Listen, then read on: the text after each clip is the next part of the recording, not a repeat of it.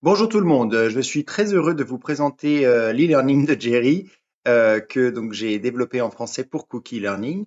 Donc dans cette e-learning en fait, il y a plusieurs unités qui sont basées sur une dizaine d'années d'expérience et surtout de recherche que j'ai faites sur le sujet.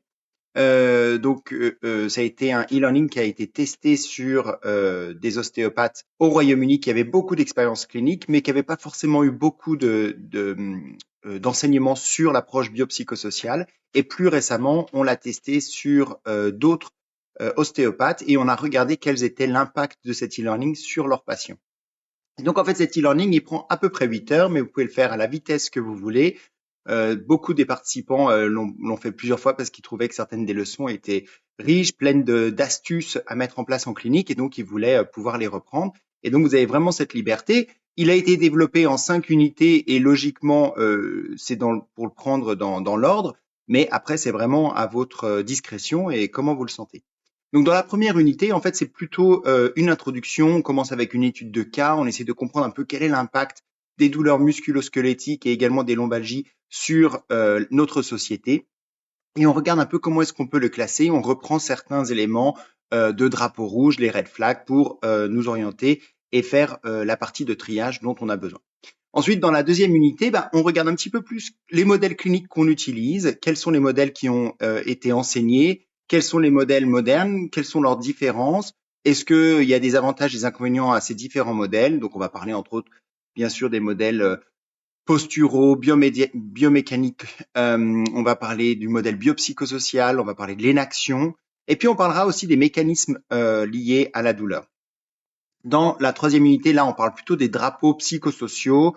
Donc, ça va être essayer de voir au travers de cas cliniques qui ont été enregistrés, comment est-ce qu'on peut mettre en place certains outils de communication. Et donc, il y a des leçons également sur les outils de communication qu'on peut utiliser et qui sont très compatibles avec la prise en charge en ostéo et en toute autre thérapie manuelle type physiothérapie ou kinésithérapie et chiropraxie. Dans la quatrième unité, là, on va plutôt s'intéresser à tout l'aspect après anamnèse. Donc, ce qui va être l'examen clinique, l'observation clinique, les diagnostics, quelles sont les valeurs, quels sont les buts de nos diagnostics pour essayer un petit peu de commencer à comprendre aussi quel est l'impact de ces diagnostics sur les patients. Et enfin, la dernière unité, la cinquième, est plus liée à la prise en charge où là, on va essayer de regarder un peu tout, on va faire un peu une synthèse de tout ce dont on aura discuté dans les autres unités, et on parlera d'alliance thérapeutique, de décision partagée, de dédiagnostic. Donc, quand un patient vient avec une idée qui a pu lui être transmise par un autre praticien de santé, par exemple, sur une hernie discale qui est liée à sa douleur, comment est-ce qu'on peut approcher, comment est-ce qu'on peut travailler avec un patient pour les aider à parfois laisser tomber certains diagnostics qui peuvent ne pas être utiles pour leur recouvrement.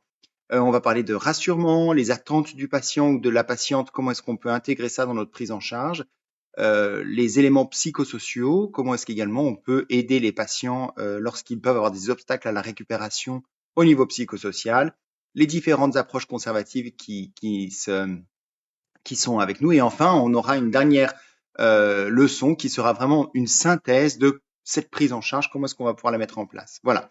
Donc, j'espère que cette formation vous plaira. Et puis, il existe également une formation hybride où, en plus du e-learning, il y a une formation de 2 jours en présentiel pour, dans des ateliers, mettre en place et développer toutes ces compétences pour la prise en charge de nos patients et nos patientes. Merci beaucoup.